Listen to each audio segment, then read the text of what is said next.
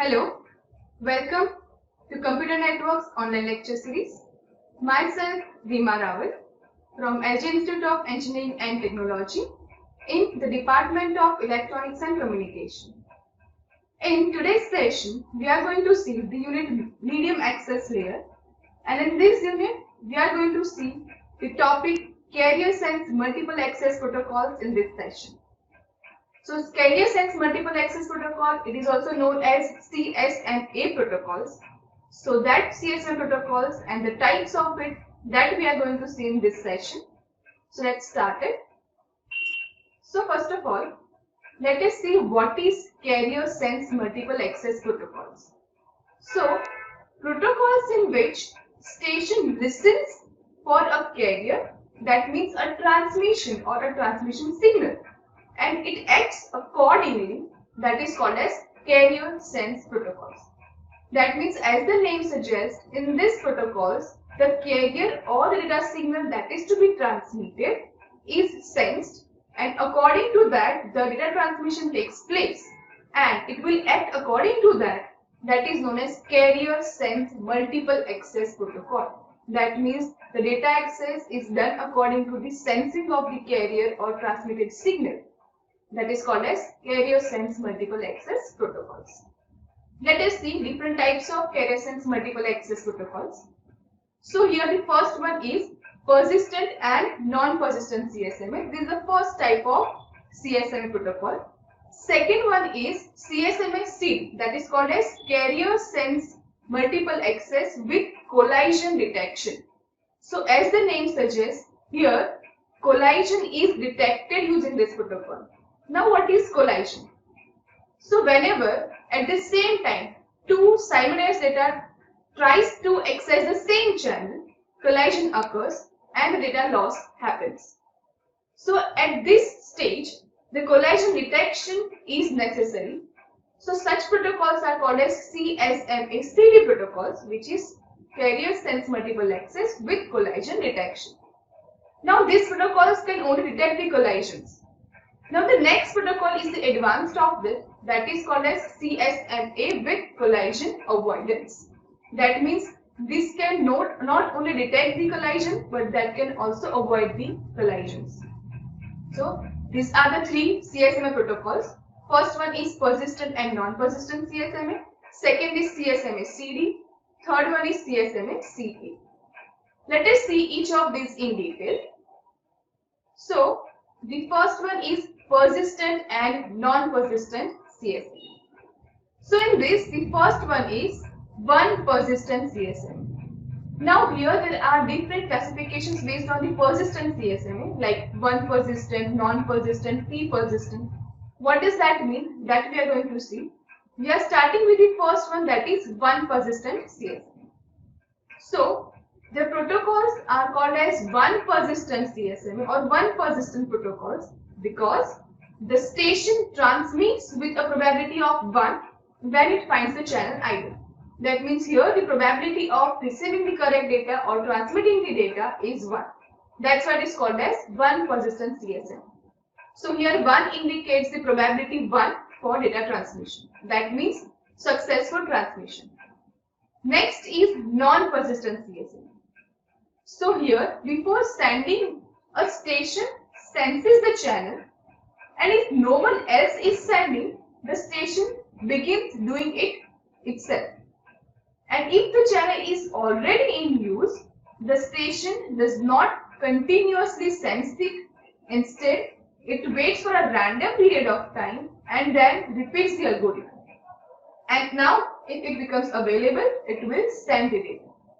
So here in non-persistent CSMA, the data transmission takes place according to the channel idle period, and it not continuously sends for the channel, but instead it will wait for a random period of time and then it will repeat for sensing the carrier or sensing the channel availability. And if it is idle, it will send the data. That is non-persistent CSMA. Next is P-persistent CSMA. Now here P stands for the probability of the data transmission. So now what happens in P-persistent CSMA? When a station becomes ready to send, it senses the channel. If it is idle, it transmits with the probability of P. Let's say for example the transmission probability is 0.8. So this is the probability using which it can transmit the data that has 80% succession ratio and 20% failure ratio. Here you have to note down that the probability always remains between 0 and 1. So here between the range of 0 and 1 we take the probability for P-persistent CSMA. So here with the probability Q equals to 1 minus P, it differs until the next slot. So these are the three persistent types of CSMA: 1 persistent, non-persistent and P-persistent CSMA. I repeat again, in 1 persistent CSMA, transmission probability is 1. In non-persistent, the transmission probability is according to the channel idle availability. And in P-persistent, the probability is taken as P, that is in the range of 0 to 1. Okay. Now, the next is comparison of the channel utilization versus load for various random access protocols. Let us see the comparison diagram for this. Now till now we have seen the different protocols for data transmission.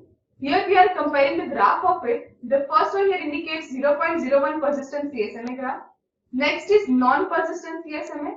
Next is 0.1 persistent CSMA. Here this is the graph of 0.5, that is probability 0.5 persistent CSMA. Next is 1 persistent CSMA. After that slotted Aloha and pure Aloha graph is indicated. Now, in the previous session, we have seen the pure and slotted Aloha. In that, we have seen that the maximum throughput occurs at G equals to 0.5 for pure Aloha, and the same is G equals to 1 for slotted Aloha. So here the diagram for that is indicated. Here G is attempts per packet time. So on x-axis, attempt per packet time is indicated, and on y-axis, S, that is throughput, is indicated. So as you have seen, maximum throughput, that is peak for pure Aloha at G equals to 0.5 and peak at pure slotted Aloha is at G equals to 1. Now, in 1 persistent CSMA, as you can see, it is up to the slotted Aloha. Next is 0.5 persistent CSMA, and the non-persistent CSMA graph is this. Here this is a 0.1 persistent CSMA graph, and this graph is for 0.01 persistent CSMA. So this graph indicates the comparison of the channel utilization versus load for various random access protocols. Okay, you can differentiate this. Next is CSMA with collision detection, CSMA CD protocols. So, carrier sends multiple access with collision detection is a network protocol for a carrier transmission that operates in the medium access control layer, that is MAC layer. Here you can see the diagram where the collision detection protocols are indicated with the contention slots. So let us see which are the different slots in this transmission. So whenever CSMA CD protocols are used, there are basically 3 transmission periods that is necessary between the frame transmission. So here as you can see, the frame transmissions are indicated. Before the first and second transmission, that is called as the transmission period. That means particular frame takes the time for transmission. That is called as transmission period. Between two consecutive frames, there is a period which is called as contention period. So as you can see over here, the contention periods or contention slots are indicated when no frame is being transmitted, and we can use that contention slots for any other uses, but because in that time slots there are no frames are being transmitted. And the third one is idle period. That means when there are no contention slots, when there are no frame transmission takes place, that is called as idle period, where there is no such activity is being placed.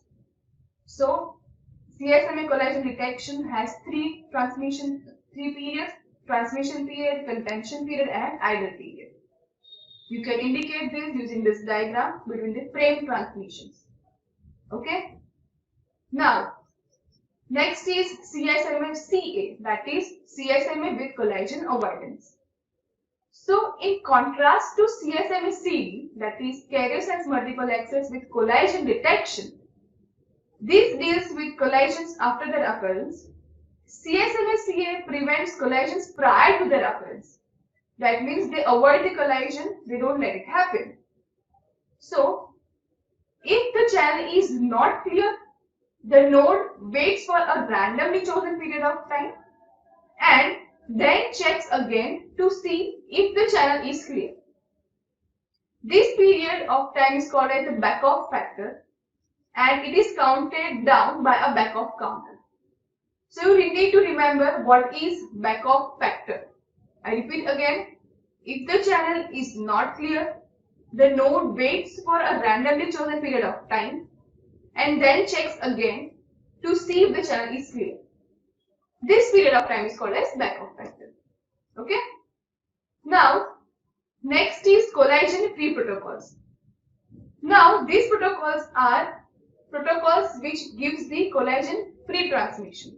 So, in that the first one is a bitmap protocol, or else you can say bit mapping protocol, and the second one is binary countdown protocol. So, these two are the protocols which are collision-free protocols. First one is a bitmap protocol and the second one is binary countdown protocol. Let us see these two in detail. So first one is bitmap protocol. So as the name suggests, in this protocol, bit mapping procedure is done. How it happens? So in basic bitmap method, each contention period or each contention slot consists of exactly n slots. If station 0 has a frame to send, it transmits a 1 bit during 0th slot. No other station is allowed to transmit during this slot. That means the contention slots are divided, let's say for example in 8 slots. If I need to send frame number 2, then the contention slot of that 2 frame is make high, that means it is set to 1, which indicates that the frame number 2 is to be sent. Regardless of what station 0 does, 193 station 1 gets the opportunity to transmit a 1 during slot 1, but only if it has a frame queue. You can get a clear idea about it using this diagram. Here you can see that initially 8 contention slots are indicated. Now, in these contention slots, when the particular contention slot has 1 bit, or as you can say a bit high, it will send the particular frame numbers. So here you can see contention slot 1, 3 and 7 are made high. That means frame number 1, 3 and 7 are now being sent. Same way in the next contention slot 1 and 5 are made high. That means frame number 1 and 5 are to be sent. So here frame number 1 and 5 are being sent. Same way in the next contention slot 2 is made high. That means frame number 2 is to be sent. That means here we are utilizing the contention slot to send the data frames. In short, the particular station has to send the particular frame. It will make the particular contention slot high, which will indicate that that frame number is to be sent. This is how a bit mapping protocol is working. But that's why it is named as bitmap, because the particular bit which is made high is mapped to send the that frame number. Okay. Now the next is binary countdown protocol. So here what happens is whenever there are multiple data to be sent simultaneously, which priority is given, that is to be decided by binary counter protocol. Now here let's say for example 4 data are to be sent 0010, 0100, 1001 and 1010. So here the LSB is compared or MSB is compared, and according to that the priorities are given. The priority is given to 1 bit, then the 0 bit, and likewise the priorities are assigned.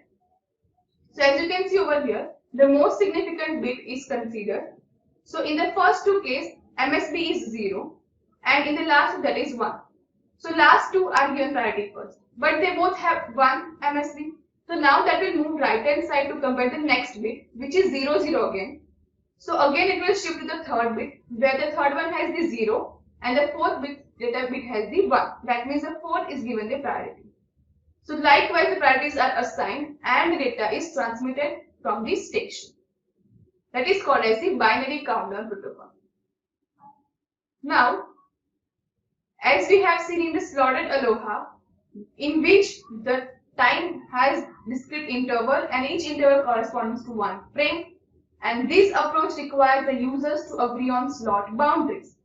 So as compared to pure aloha, slotted aloha gives the better performance because they have the slot boundaries in which data frames are to be sent. So here one way to achieve synchronization would be to have one special station which emits a peak at the start of each interval like a clock. That means that will see whether the data transmission has completed or initiated. So these are the carrier sense multiple access protocols and collision protocols which we have seen. In carrier sense multiple access protocols, we have seen CSMA-CD protocol, that is collision detection, CSMA-CA, that is collision avoidance. We have seen persistent CSMA and non-persistent CSMA with probability 1 or P. And we have seen the collision-free protocols like bitmap protocol and binary countdown protocol. I hope that these CSMA protocols are clear to you now. These are the references you can refer through.